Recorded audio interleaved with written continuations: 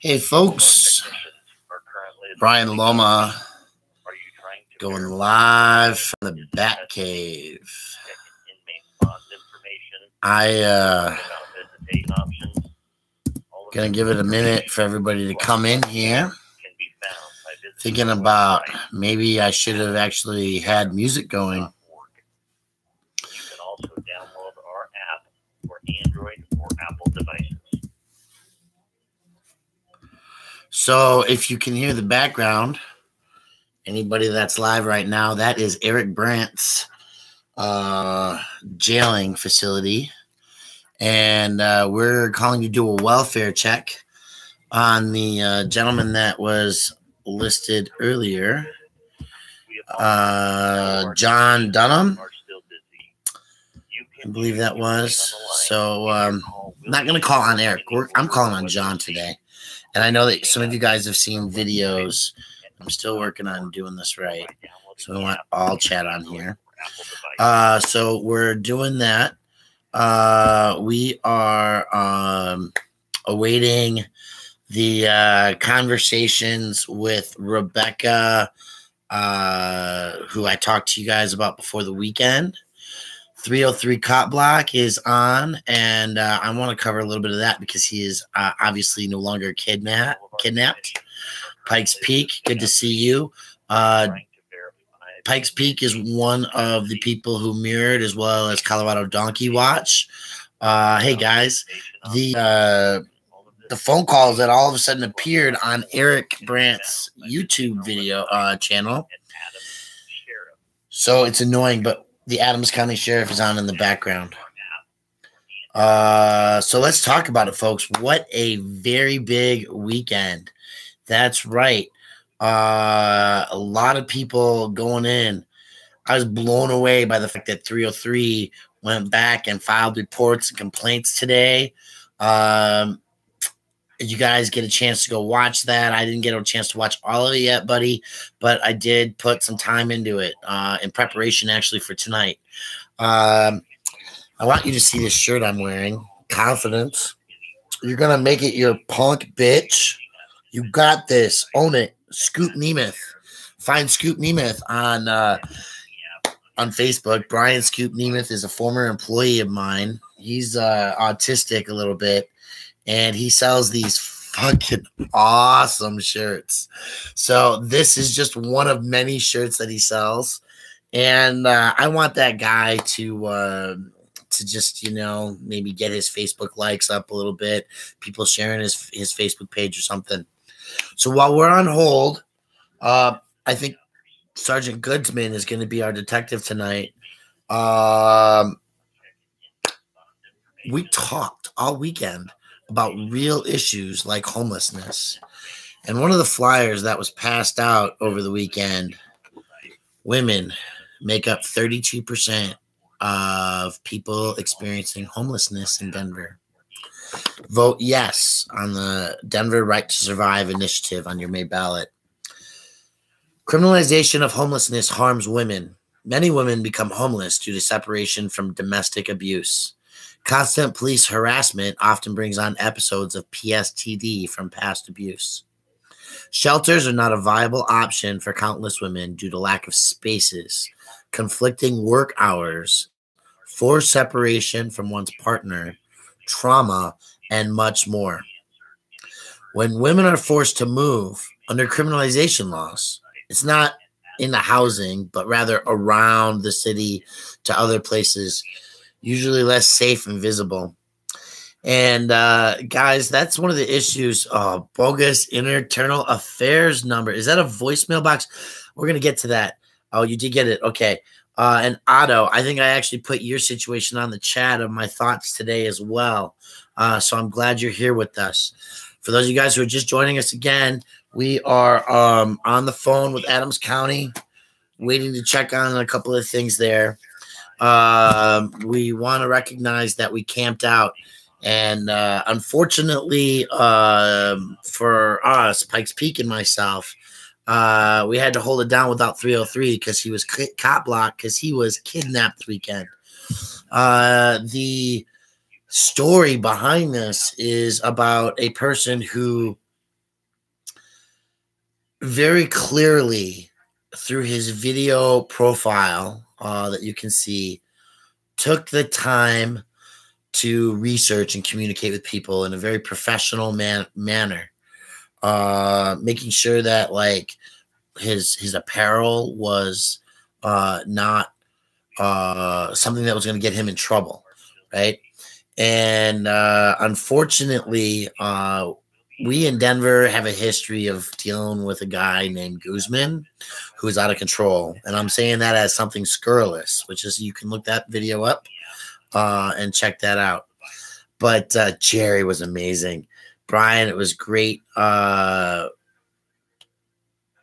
you to be there with us as well. So 303 got kidnapped. He's been released. Thank you. He went back. You can check out his videos. From the time that he was checking out whether his apparel was acceptable to whether or not his, the police on the 16th Street Mall were going to be able to have a normal conversation with a First Amendment auditor. The failures just compounded upon themselves. What really blows my mind right now is that Chief Payson walked up to me today and said, "Can we stop carrying weapons on the 16th Street Mall?" And I want to say very clearly right now that in the role of a business professional that I carry in this community, I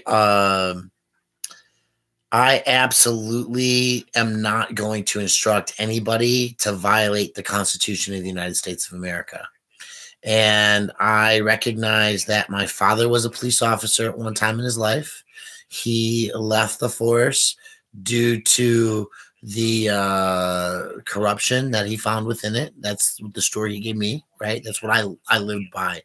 And I have a brother-in-law who's, who's a very honorable oath keeper. So I'm not a hater, but what I hate is the fact that bad apples ruin a bunch. And when the chief of police comes to me and says, "Hey, you're responsible for de-weaponizing people," I have one clear message to say, and that is fuck no.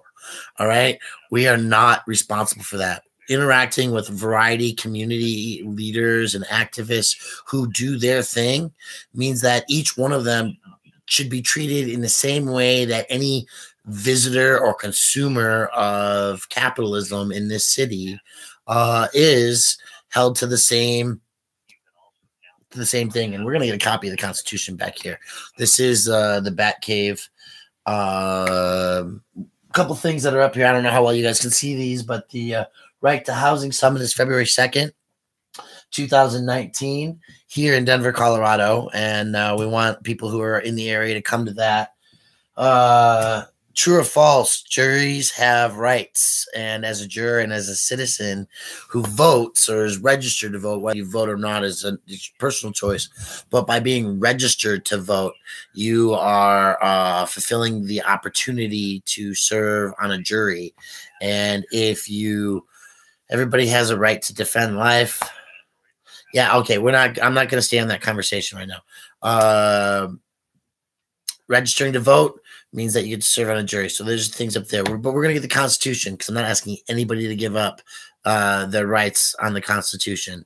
So not accepting Chief Payson's request to de-weaponize the 16th Street Mall. Each activist in the community does what they choose to do. I am choosing to sit on the phone for, you can't see that.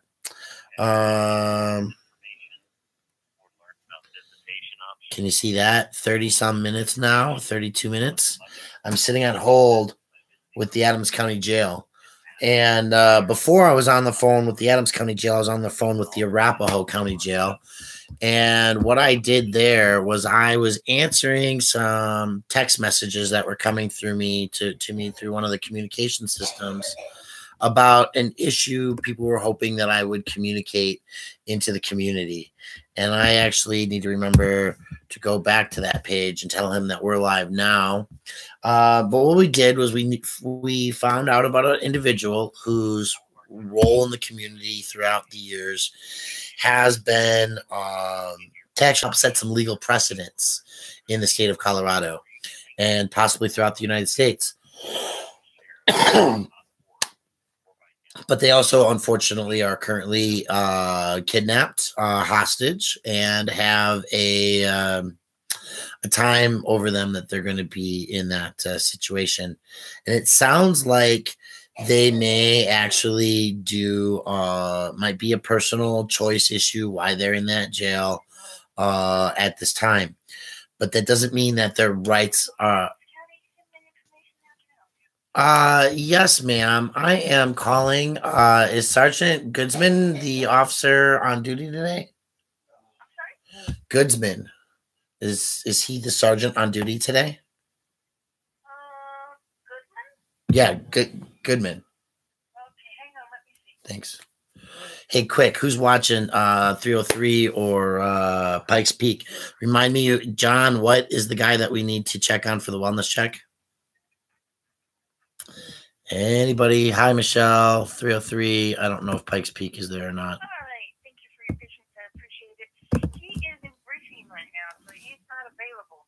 He's not going to be available probably until around 8 o'clock. Until 8 o'clock because he's in briefing. Well, in briefing, then he will probably be getting some good information about the detainees and the issues, the calls that have been coming in. And I have pretty good confidence in him. So I'm going to leave you my name and my number, something that I don't usually do. Okay. But I'd like to get a message through that I'm checking on John Durkee. That's D as in dog, U as in umbrella, K as in kite, E as in elephant, E as in elephant. And unfortunately, I do not have an inmate or birth date or case number to go with this, but I'm sure that by now, Sergeant will be appraised. John, you said, right? Yeah, that is John. Yeah. Oh, you did. Well, I want to do a welfare check. And in that case, that means that I want to make sure that he is physically inspected by the sergeant to ensure that the man has his mental capacities about him.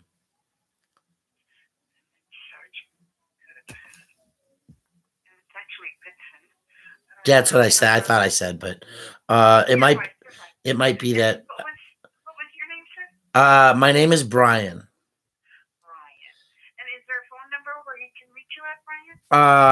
There is. I know that my give me 1 second. I'm hoping that I can do something real quick. It's 720-481-0819.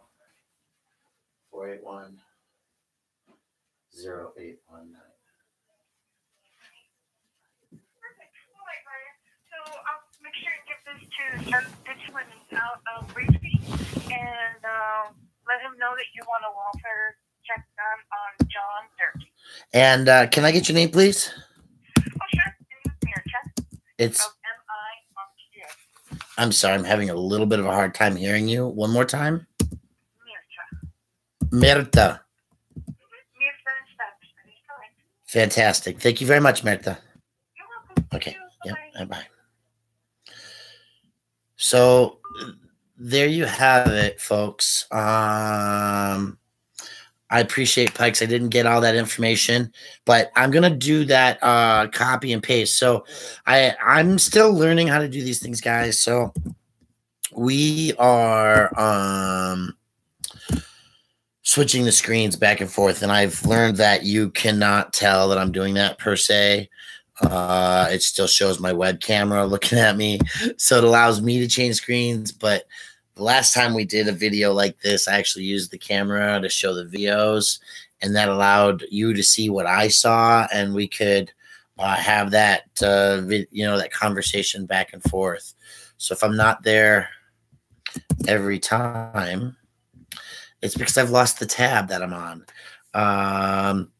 So, do I have the number? We're going to keep doing this, okay?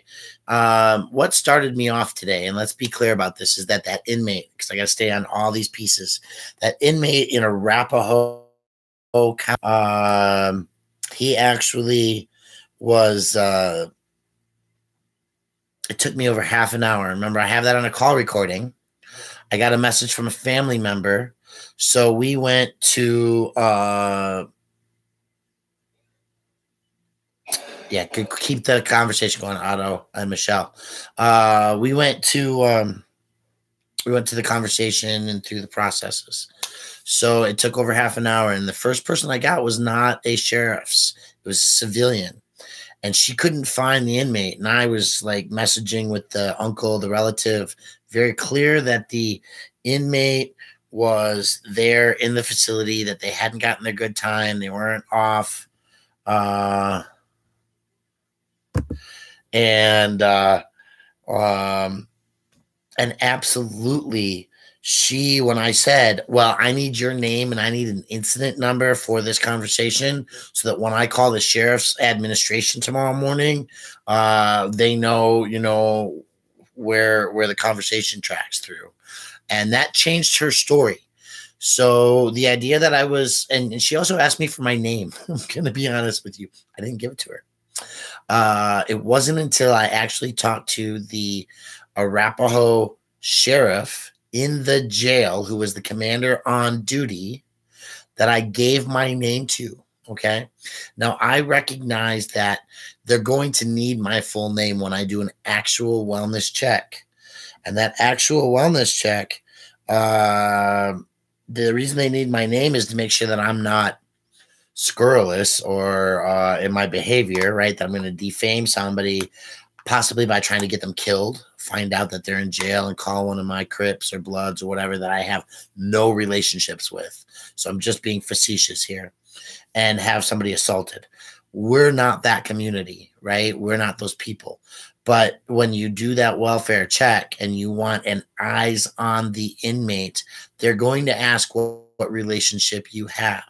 And you want them to know that you are part of that person's family or community that is communicating to make sure that they're safe, right?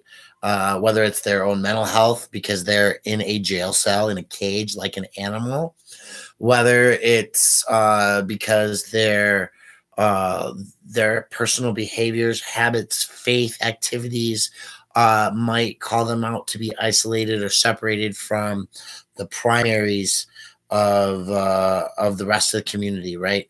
Maybe they are a purple people eater, right? They only eat purple people, and there are no purple people in that sector, or there are, and so there's a problem there, right? Maybe a person is vegan by their dietary choices, or and that is also by allergy, right? There are people whose diets require that they have proteins and not carbs, for example. It's a thing. So they might get really bad meats, beans, things like that, everybody's like, wow, why am I not getting meat on the inside, right? Why does that guy get a separate food container and we get the rest of this garbage? So they might be picked out. Maybe you're really smart and you know the system. So you smart back to the cops because they're not supposed to touch you. And if you do, it's all in video. You can get evidence of that. And the point being that they want to know who's calling, okay? I can get on tangents. So you have to give your name, right? It's not just good citizen anymore. It's this is who I am. And the stores down, you don't carry them. Steven, I love you. Here's the deal. Eric Brandt has posted on his YouTube page of Threads a logo. It is, I'm going to do something so that 303 and Pikes, if you're in here, I'm going to make sure that you have that too. We're going to give you mod statuses. And if you have a chance to run back into Eric Brandt's page, then you can find the logo that he made. That's the Fuck Bad Cops logo, because he made a shirt right before he went to jail, and everybody could go get shirts made, and I lost track of it, right? But then we can make business cards, and I love that Joanne was like, "What the fuck is wrong with you people?" So fuck the Cops Day cards. We can make cards. We can do whatever we want with the logo. We can send it to the jails.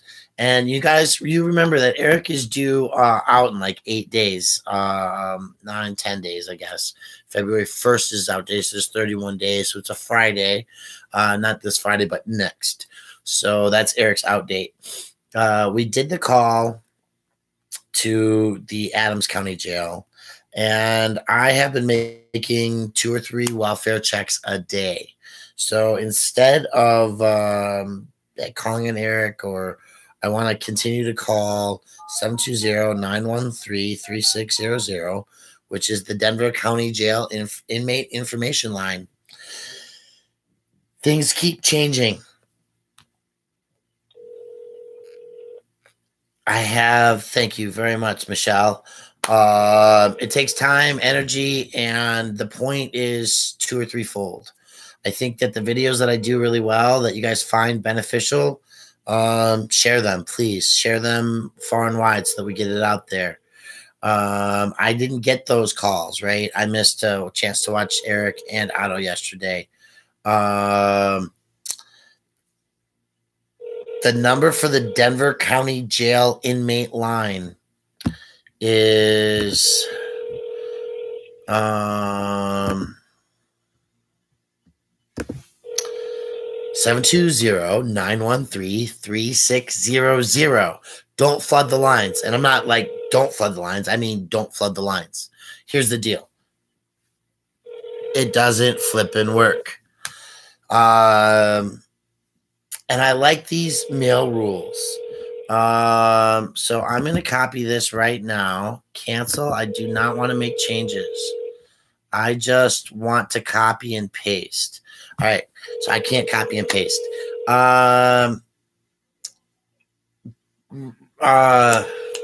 Auditors. I've got, not auditors, moderators. That would be, Glenn. You have a group. Get Otto, get Pikes, 303, whoever we need to get into that group. I want to share these website links in the same place, okay? And so while we're going to let the phones ring on the Denver County Jail, there's so much going on, and we can work together as a community.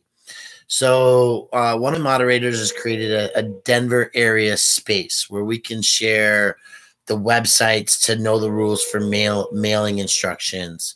Yes, thank you, McGee's. Welcome to Verizon Wireless. Your call cannot be completed as dialed. Please check the number and dial again. Announcement 4, switch 30900. Sheriff, you watching this video? We're calling it out regularly. This is why, yes, that's the page. Wireless. That's exactly the page that I'm talking about. So that Pikes, that 303, they're in my neighborhood, right? So we are here. If you can give them access to that same page, we're good to go. I don't want to deal with all that while we're live, but there we go. So we've got people posting website information, and these links are important things to do your research. If you watch First Amendment free speech auditors go out into public, there's some basic knowledge things that we know, but the good ones have really great research, and they will, here's the website, here's the sheet of paper, I printed the map, here's the GIS report, and here's the distance. Now, I'm not doing auditing. I'm doing homeless advocacy right now. One of these conversations we're going to get to, I didn't write this, but it's been on my mind, recycling in Denver and in your community. My guys that hang out with me, they see this every day. They understand it's part of the situation. When you're out auditing, and in your daily life, I hope that the sustainable conversation, the impact that we're leaving on the world is part of your lifestyle practices. Soon, I'm going to be doing stainless steel straws. I'm waiting for them to arrive with a cleaner. When we do that, we'll have a site where you can get email me and we'll get you hooked up with one. It's going to be about $20 a set, and it's to help us build factories to recycle plastics. James Jacobson, Eric Brandt shared your video earlier today about checking on the shelter. His page did, because that was some high respect that we got for you. So we want to just, that's part of that conversation. Whether your thing is the First Amendment or the Second Amendment, whether it's the fact that people should have a place to pee and go to the toilet, or maybe that you have food, or you have a vehicle, or somebody, or your job gives you the authority. See, my people, we're here on this. We are all one society. We are the human society living on the spaceship called planet Earth. And it makes a difference, right? The butterflies that travel from Central South America all the way into Canada will die as an environmental species if the wall gets built the way that Trump wants it, right? That's my reason for opposing the wall. Number one, and it's apolitical. Butterflies are beautiful. So I want to have that thought real quick. I'll check that, but I want to stay on topic. So I say that we've all got to do our part, and I said Otto. Okay, you guys, yeah, you had no idea. Okay, you guys got something else. Butterflies, yeah, that's a reality of that butterfly thing. Otto the watchdog, the church bailed on you, man. What's up with that? That's really sad. And so whether it is as a good citizen or whether it is as a responsible citizen, we or just a survivalist, we've all dumpster dived or looked for the deal, saved our pennies, put up a bucket, wrote on the sidewalk with some chalk, done something to educate, aware, spread the message. And that's what Eric has been doing with Janet's Kitchen. And Janet's Kitchen is very near and dear to me because I'm a member of the cooking crew. So, but sometimes we make it seem like that's just so easy to do. And we all have to remember how much oppression we can face in these processes. So there's a lot of ways to be unique in our efforts. It might be that you scout and learn your local grocery stores, your local food service providers, food banks, and that you have relationships and you get to know the system a little bit. Because when you go to the same food bank week after week, or available visit after available visit, and you have a couple of conversations with the persons there, it might be the local shelter in your neighborhood that gets so much food they throw it away. And you're just like, hey, when you get more food than you can see that you need, give me some of it and I'll distribute it, right? When I lived in American Samoa, we went to the Cost You Less. That's the name of the store. It's the subsidiary of Costco. And they were getting shipments by shipping container. And some of those shipments would be a full pallet that they were like, oh, the expiration date's too late. We're throwing it away. Straight into the landfill from a freezer. Okay. From a boat that was sent around the world. So it's litigation. Yes, Michelle. It is. Janet's Kitchen. You can set it to cut the plastic and make an annotation that it's for Janet's Kitchen, or Janet Madsen at yahoo.com is her PayPal email address. My handle is just cut the plastic, and it works in all methods. So that's also our Boycott the Facebook page. Yes, we want to share that as well. So the point of this, though, is that it takes a relationship. It takes a lot of time. The experience that we had this weekend of camping 6 years of Denver Homeless Out Loud, being in relationship with members of Occupy Denver. I haven't been doing this for 30 days. Okay. I was wet behind my ears 7 years ago when I came to Denver, and I got involved with, that's why they're an auditor of mine. They're on their stuff. I love it. You know, I got my ears wet behind the March Against Monsanto movement, and I eventually helped to lead that group for several years.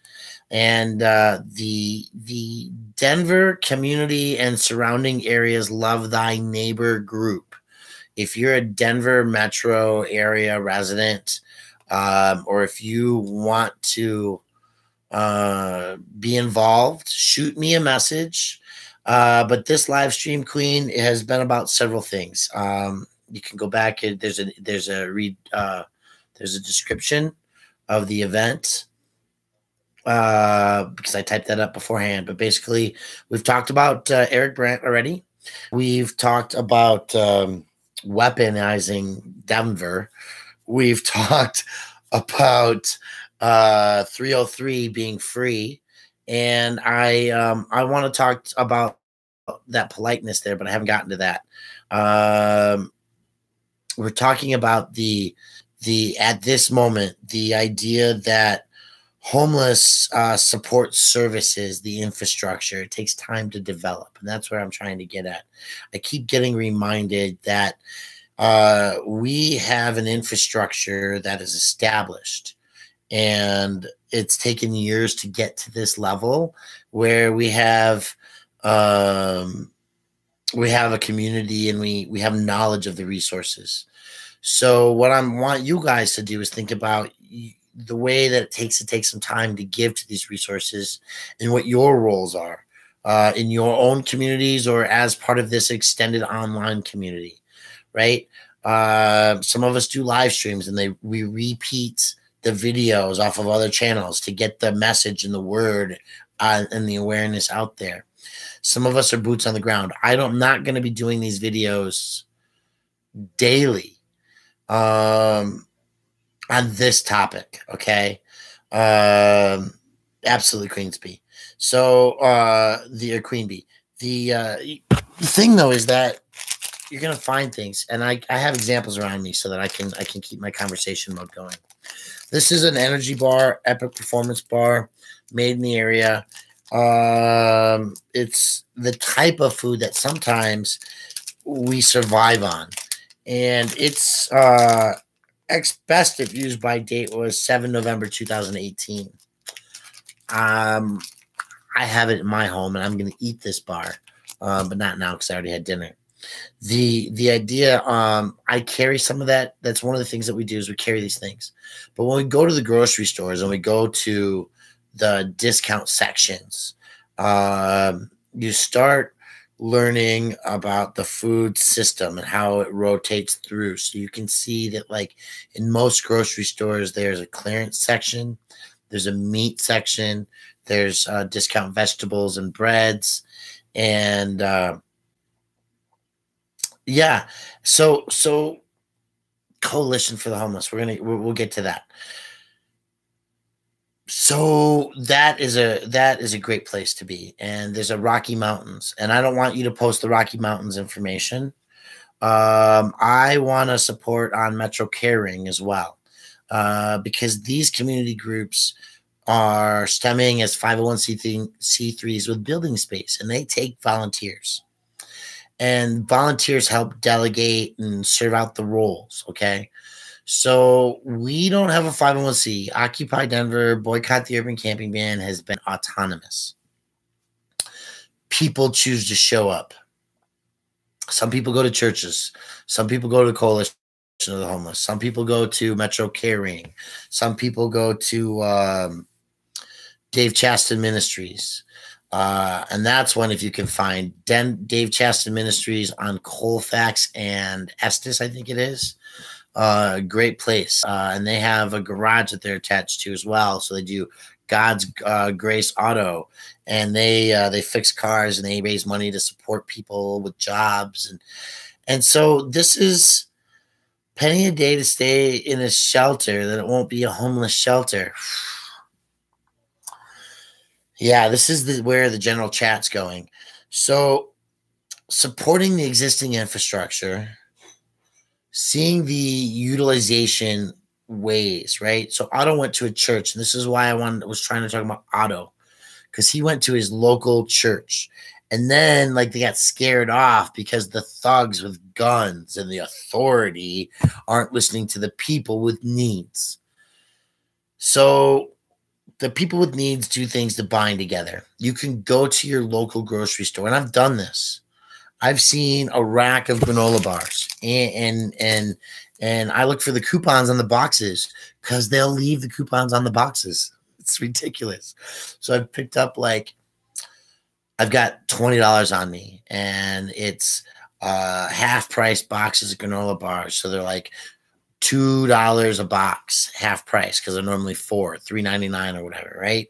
And then the coupon's $1 off 2 boxes. So then it's like 2 boxes for X amount of dollars. And you got $20, so you buy 100 granola bars at $0.25 a piece. And it's really good math. The charging for a penny for the homelessness. We're going to get there because one topic at a time. It's called tabling, folks.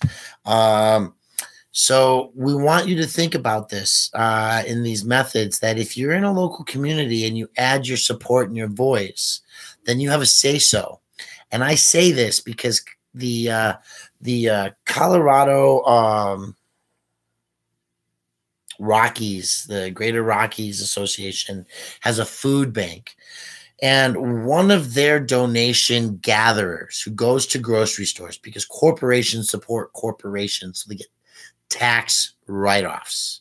Okay, that's part of the problem and a variance in this conversation where some people are going to be on one side versus the other. The variance of we boycott the corner bakery because they get tax write-offs for giving donations of bread and using extra bread to homeless shelters, but they won't hire an unhoused person who doesn't have a cell phone and only has an email, right? And that unhoused person who wants to wash dishes probably would keep that place cleaner because of their motivations to do a good job and have a work environment than the people who are doing it and who end up leaving rat droppings and allowing animal feces so that the restaurant that we're boycotting gets an F. And we gave them a chance to come to the table because there was a cockroach in the window. They're like, no. But there it is. It's on video. Go watch Eric Brandt's videos, okay? So this is the combination of these places. So there's a lot of ministries.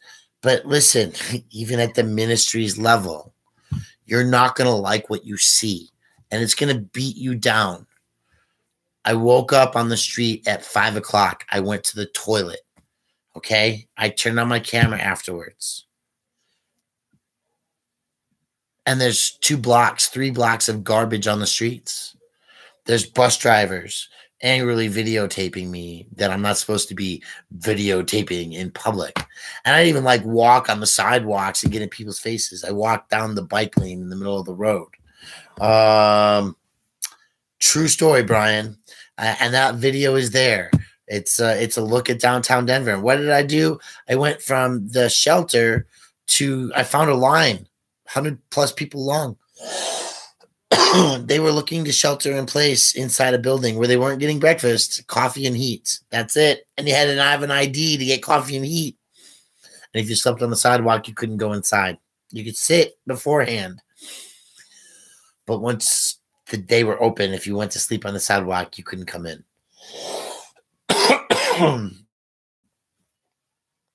And so you can charge a penny a day and be a nonprofit. And people will pay a penny a day. And I'll be honest with you. I'm going to step away from this for a second. I'm going to give you my things here for a second. I got to get some water.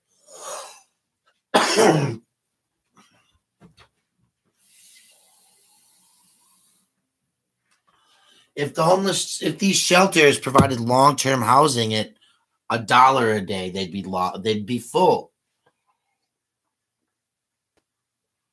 If they charge $5 a day, they'd be full.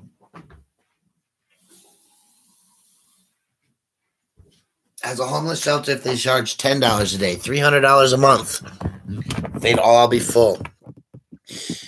And I know this because I'm a recovered crack cocaine addict.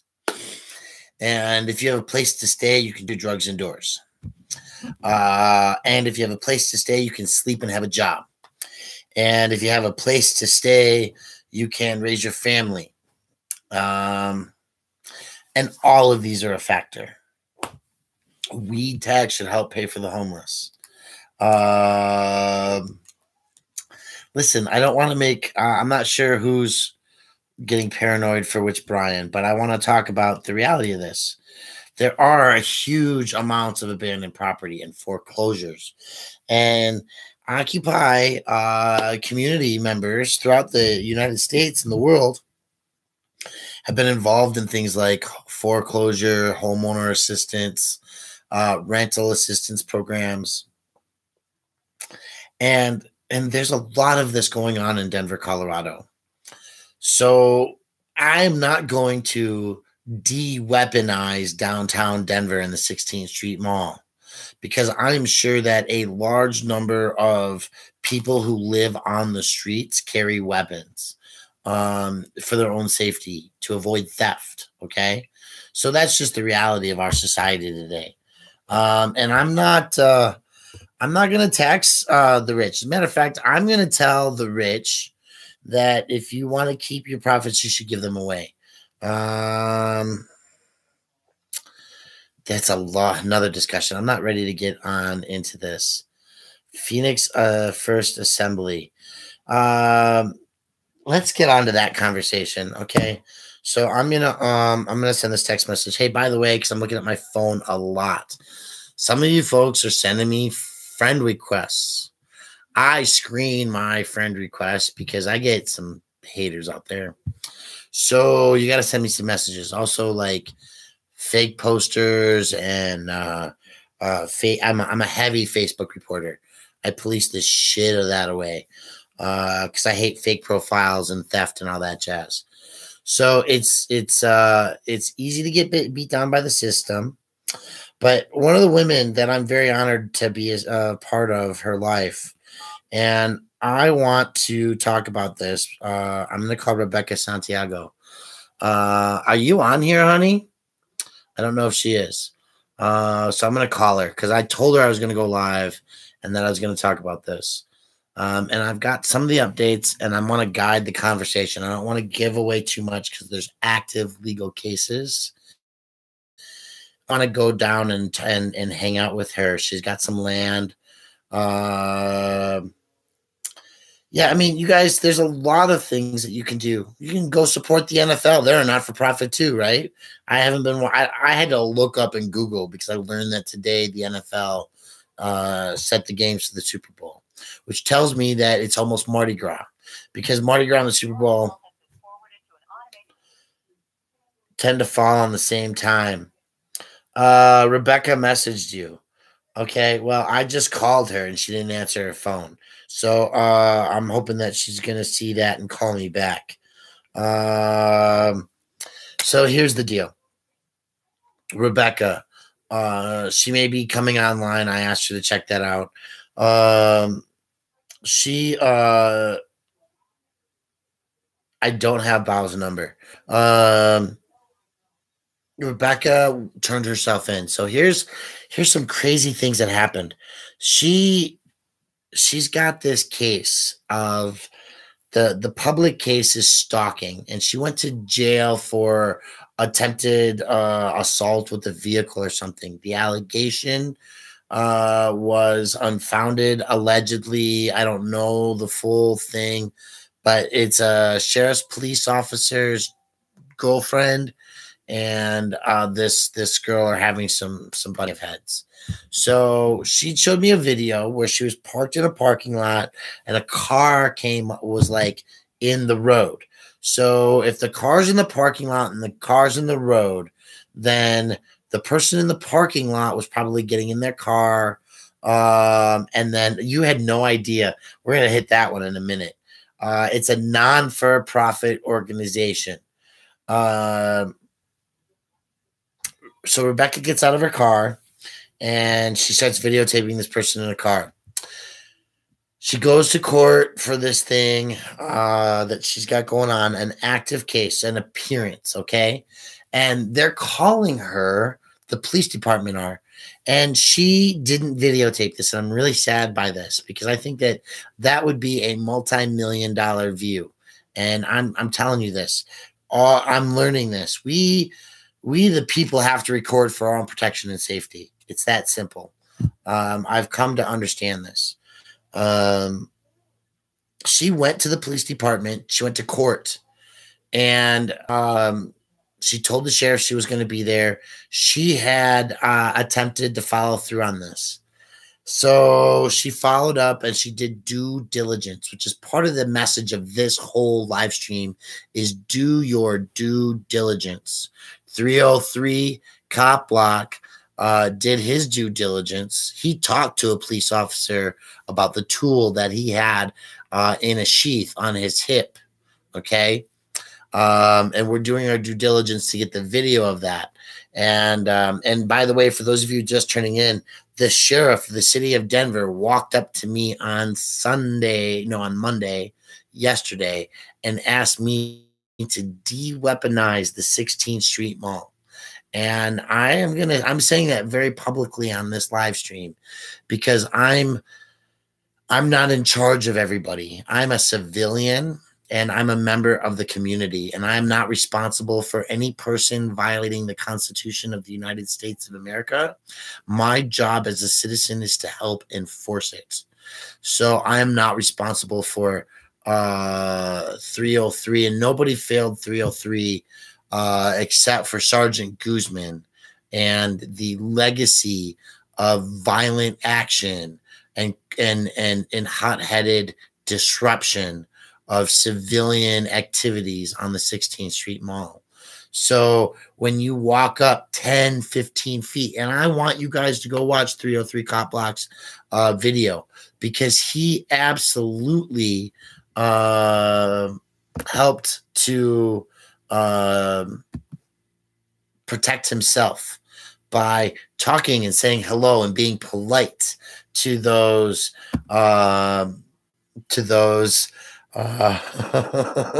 right, Emerald City Transparency, by saying, hi guys from 10 feet away.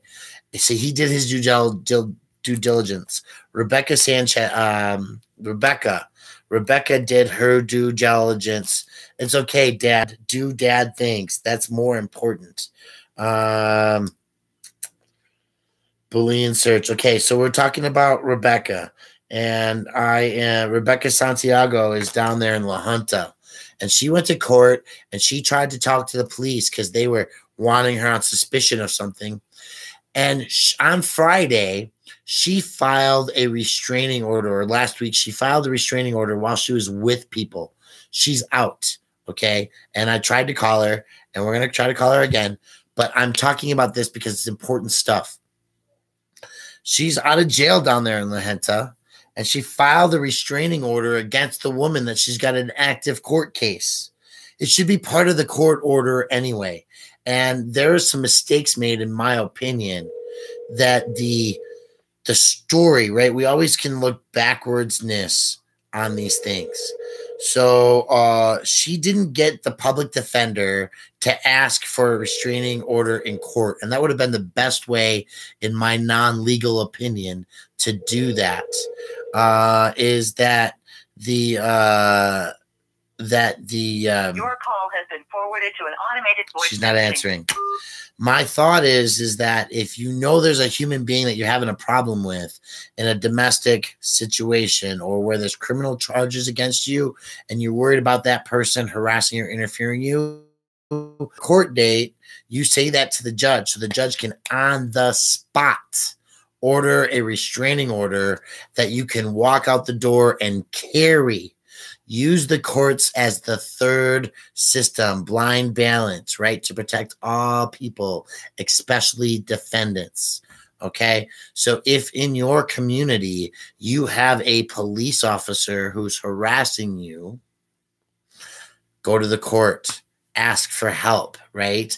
That is the place for assistance. But also don't go alone, right? So we know that they're going to do things and that there's a battle that happens a lot.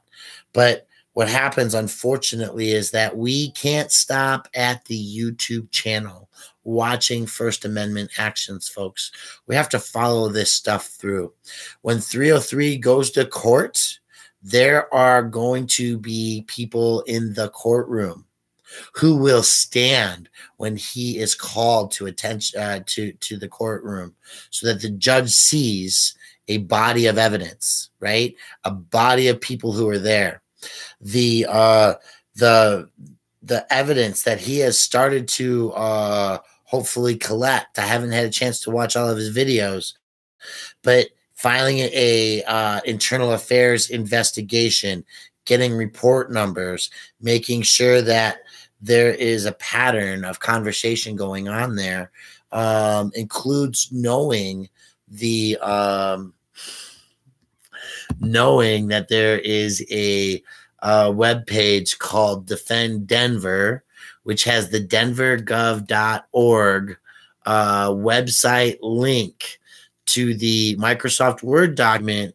And this document, which I wish I could show you on my screen right now, is 760 pages, called the Operations Manual for the Denver Police Department. And this is a website with 720 pages. How many of you guys, by a sign of one, have watched the video that teaches you about archive.org? I'm really curious about that, because websites and policies get updated and changed, and the archive.org is a spot to save them. But 760 pages is a lot. That's like 10 pages of index, and there's all kinds of things. And listen, that includes like hostage situations and how to respond to a murder, suicide, or, you know, all kinds of things in there. So there's sections that we need to know and maybe even carry on us. The one that's really important to me, I believe, is page 76. And it's the pie chart of actionable responsibility, the order of operations, basically. So if you have a recipe, it's an order of operations, how to bake a cake, right? So this is an order of operations that I am going to read for a second as soon as I get to it, but I'm going to wait for it to pull up because dispersal tactics is a word. Oh, it's Rebekka Sanchez. Okay, so we're going to get back to the dispersal tactics and these other things in a moment. Radio, that's the radio communications. I am actually going to direct you guys to page 66 of the operations manual real quick. I want you to see this for your own eyes, and I can't do that right now. So what I'm going to do is just read this, and then I'm going to take the call for Rebekka so that we're not killing her minutes. Actually, Rebekka, let me call you so you don't have to pay for any minutes, okay? Okay. All right. So I'm calling her back immediately to make sure that that's the case. But while we're doing that, listen, guys, here's the operation. It starts in red at the top. It says collect information. It says assess the situation, threats and risks, consider department policy and available options, take action, review and reassess. And this is a circle of arrows, okay? And so the reason I say that is because it doesn't manual. Thank you. There's the manual. So the manual is important because Are you with me, Rebekka? Yes, sir. I'm with you. Okay. So I'm going to finish this sentence. I'm taking you off speaker for a second. So that manual and that diagram is important for all you guys to see, because when we look at what happened to 303 Cop Block, and we are going to be there on that court date, February 5th. We're going to have people there, and I'm going to give you guys information to Rebekka's information. I'd like to make some arrangements or figure out how to get down there myself. But as many of you know, I don't own a car. I've done that for a variety of reasons. Most importantly, because I don't want to be a disruptor to the environment on a daily basis. So I've avoided that luxury. But we're going to be there for 303. And that cycle, the reason I'm talking about that cycle is important because if you watch the videos, whether it's 303 or anybody else's, and I did one on this too, and I looked at these parts and points, Guzman turns on the lights, jumps out of the car, and tackles him in arrest. Now, as soon as he has him in arrest and there's people around him and he's slowing down with the situation, he has the ability to reassess the situation and determine if jail is the best and most necessary option. And you better believe that if Chief Payson can walk up to me and say hi and ask me to disarm the 16th Street Mall, I don't carry a policy other than the Constitution of the United States of America. That's my policy. So I'm going to have that in my hands the next time that I talk to the chief about his policy being operated on and how Guzman behaved in such a way. And I don't know if I'm going to talk to the chief personally, or if I'm going to do that as a witness on the witness stand during a trial for this offense. And that might be in criminal defense court, or it might be in federal courts asking the city of Denver why they're doing such. But in the meantime, guys, I know I might be losing some of you, so we're going to have Rebekka on the phone. How you doing, Rebekka? I'm doing okay. Okay. Trying to get some rest. Good. I don't know if you, and I apologize, it's only 7. Well, it's 7 your time too. That's okay. So we're with Rebekka Santiago, who had a court case down in La Junta on Friday of last week, and we were worried that she was going to be arrested. And as I told you guys earlier, I'm really proud of Rebekka, and I'm really proud of you guys who are watching, because I believe Rain went down there from Colorado Springs area, went down and met with you. Is that correct? No, Melody Winstead came and joined me in court. Okay, so somebody came down and saw. Was that a local, or was that from the Springs? Well, it turned out she was from Manzanola, which is just about 10 miles at most from me. Beautiful, beautiful. So that's the point of social media, is that we are spreading the message and reaching each other and building community face to face. And that's part of my message and my efforts. So Rebekka, we've got you online to bring you back into the cycle and the circle to spread that message. And to talk about the process that you went through, because you attempted to communicate with the sheriffs on Friday while you were in court. And I mentioned that I wished, in hindsight's 2020, I wish that you had met your public defender and mentioned to the judge on Friday that you had actually efforted to get a restraining order against that woman on you, against her for your own safety. But you filed a paper motion. Yes, I filed a restraining order, and it was granted, but it has not been served. Okay, so it hasn't been served yet, and the police attempted to serve it by calling you in to say that there was something missing. I want to hear in your own words what happened, because your public defender was there on your case, but this new issue you haven't been assigned a lawyer for. So because obviously it wasn't in the court system yet. So tell me more about that. Okay. Well, the restraining order was filed after court on Friday and was granted by the judge in Otero County. I brought the now let me ask this real quick question. So the restraining order was authorized by the judge after court in the same county or different county? Same county, Otero County. Okay. Was it the same judge that oversaw your case? Yes. Yes. Okay. Okay. So that's good for me, right? Because what I wanted to make sure was that the judge handling your case was aware of your concern. So in my experience from courtroom watching only, my experience has been that many times that concern is raised by the prosecution, actually. And so that they would order you stay away from her. And so whenever we get a chance to jump the gun and break that cycle where we're the criminalized, it's important that we do that. So I'm really glad that you did that. So yeah, she has one on me too. Okay. So you guys have restraining orders on each other. Okay. So that the dance is being played, folks.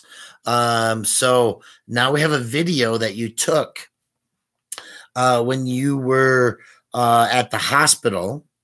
Yes. And the video is of you in a parking stall getting out of your car to a vehicle that it seems to have approached, because they're in the driving space of the parking lot. They're not in the parking space where they would be, like, obviously the person who was already there. Is that correct? No, that's not correct. So you're not in a parking spot. Yeah, the video shows you in a parking spot. Is that correct? No, the video is of me leaving and her being in a parking spot pulling out behind me. So you're driving, the video is of you driving away and you're in the car and she gets out of the car? The video is of me driving away, and as soon as I pass her, she pulls out behind me. I didn't see that video, so we're not going to talk about the video because you obviously don't know the video that you sent me. So I want to make sure that when we're talking about the exact same thing. I watched a video with a person in a that got out of their car and talked to a car that came by. And that's the first video in a series of text messages that you sent me. So I assumed that that was the case. Either way, the point that I'm trying to get to, Rebekka, is that you ended up turning yourself in on Tuesday, today. Today, yeah. Yes. And the police had called you and said they couldn't file the restraining order. Why did they say that they couldn't file the restraining order? A different county. My county was supposed to serve the restraining order. They called me and said that they could not serve the restraining order because it had a missing signature, and that they needed me to come in person to sign it before it could be served. Okay, so the judge issued the order. They served all the information, but again, I'm talking about this, guys, because I want you to focus real quick on what the police did. They called her and said, well, we have this, but there's an error and we want you to come in and do this. And they called you on Friday, right? Saturday, even better. They called you on Saturday when the courts are closed, right? You guys don't have a 24-hour court, do you? Do I have what? Do you have a 24-hour court that's open on Sundays and on holidays? Okay. So what they were trying to do is profit. Okay. They have space in the jail cell somewhere where they wanted to put your body, and they wanted to get paid for Saturday, Sunday, Monday, Tuesday, right? And for God knows how long, because they wanted you to be in their system and in their costumes when you were presented to the courts. Right. So that makes you look criminalized, and that makes you look more guilty to those who are the supposed to be blind, right? They're supposed to have their blinders on, but they don't. Right. We talk about this with Judge Rogers up here for everybody who's watching. Eric Brandt has that history with the same judge. Why would you assign one judge to that same person's case time after time after time? They're no longer impartial. So you were smart, Rebekka, and you got bondsmen to assist you. And you basically bankrupted yourself for the rest of the month, right? Yes. And So any savings that you had built up, any money that you had for gasoline or groceries, the emergency needs were expended because you had to pay money personally and to a bondsman as a fee. Is that correct? Yes, that's correct. So if and when you're found not guilty, you're only going to get part of the money back, and you're actually going to have paid an expense to prove your innocence. Right? So, right. So this is part of the problem, guys. So, Rebekka, tell us when your court date is next. My next court date is February 6th at 11 a.m. over these new charges. And what town is that in? That is in La Junta, Colorado, Otero County. Okay.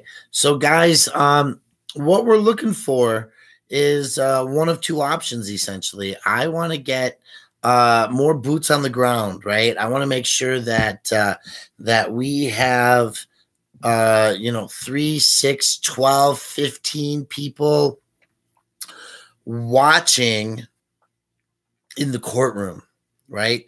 Because one of the things that we as a society have started to fail to do is fill that courtroom with observers. And so that's one of the things that we want to try to just reach the tens of thousands of people who use social media on a per second basis.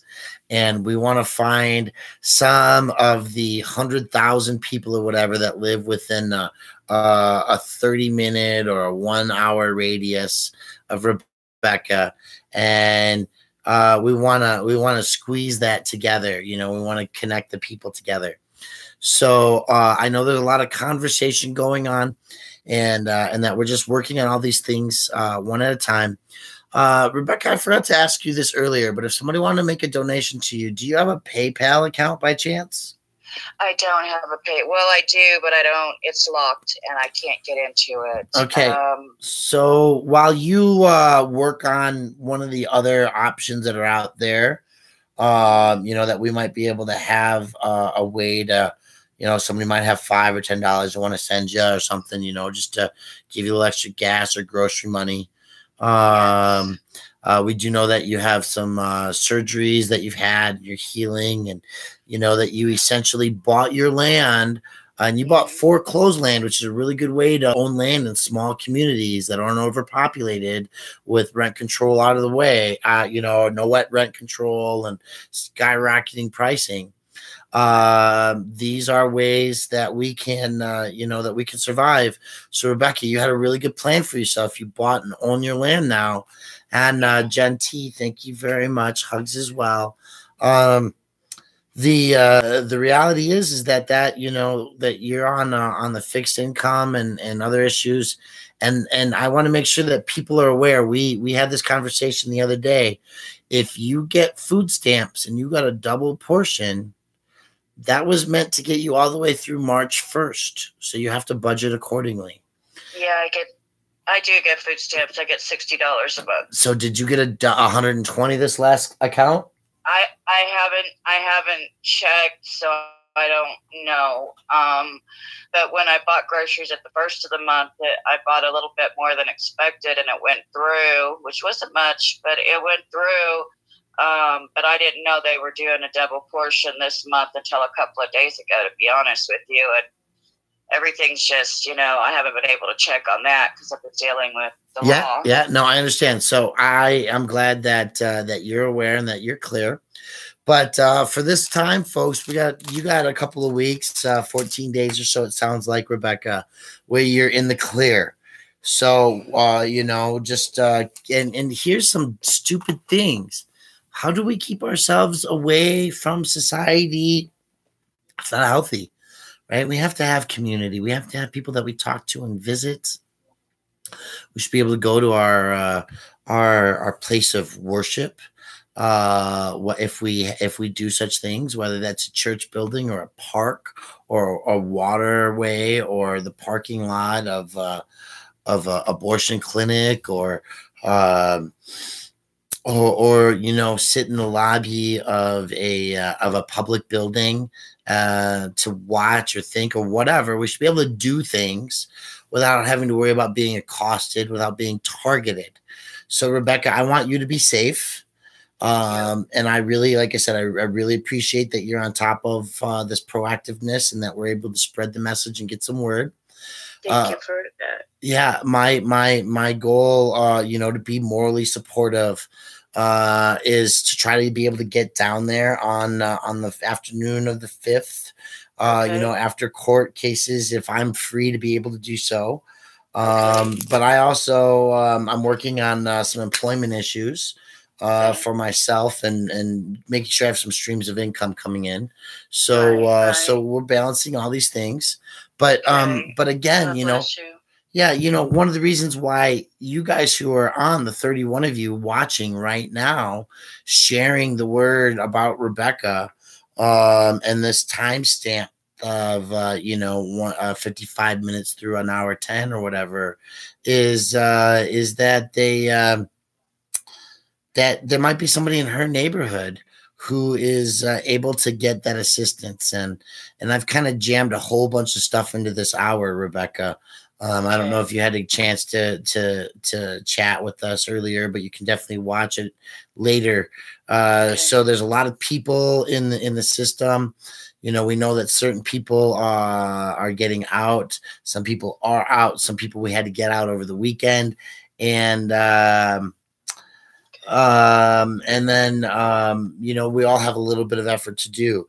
I slept on the streets this weekend, right? And I had the police chief act like I had control over other free men and women. So I haven't gotten any notices from YouTube personally, guys, but I'm also been live. So Rebekka, thank you for your time. I'm gonna let you go. Thank you. And I'm going to carry on with a couple more things that I want to cover, and then I'm going to go rest. Okay, sir. I hope you get some rest as well. And, thank you. And just stay in touch, okay? Yes, sir. I sure will. Thank you so much. Thank you, ma'am. You have a wonderful evening. Thank you. You too. Bye-bye. Bye. So I had a couple of drop people, and maybe it was the abortion comment.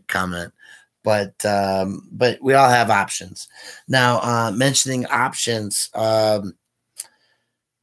the Art of Preserving Memories, MikeJPhotography.wix.com, MikeJPhotography.wix.com/M-Jackson. I really liked the original hoodie that he made, and that was some really cool stuff, conversations that we had with him.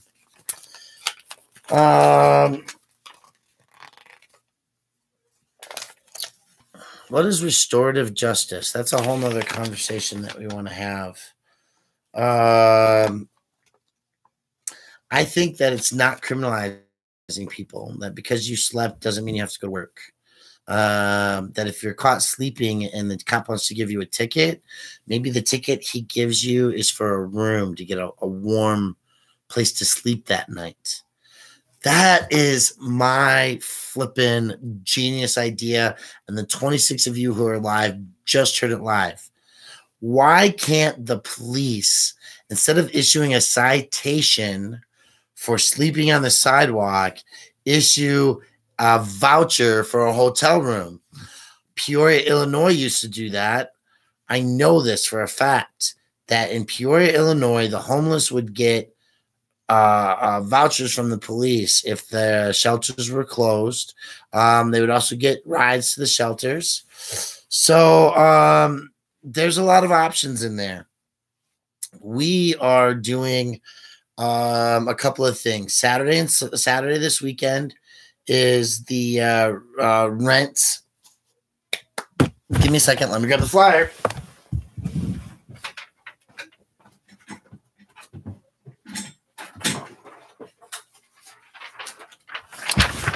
Rent control. Saturday. Renters' rights. right now. Rally for Housing Justice. Saturday, January 26th, 2016 at noon at the state capitol. There's a whole bunch of stuff that I can't read upside down and backwards. Demand that Colorado protects renters. Colorado has skyrocketing rents and some of the worst renter protections in the country. Many of us live in unsafe and unhealthy rental units because Colorado law favors landlords over renters. It is hard for renters to make complaints or organize without fear of retaliation or eviction. Protect Colorado renters. Allow renters to notify their landlords of uninhabitable conditions through written notice. Reinforce the right to break a lease if uninhabitable conditions persist. Require that repairs are begun 24 to 72 hours after a complaint. Protect renters from retaliation when they file a complaint or organize fellow renters. Provide the right to withhold an estimate cost of the repair from rent payments. Add mold as a condition to the warranty of habitability.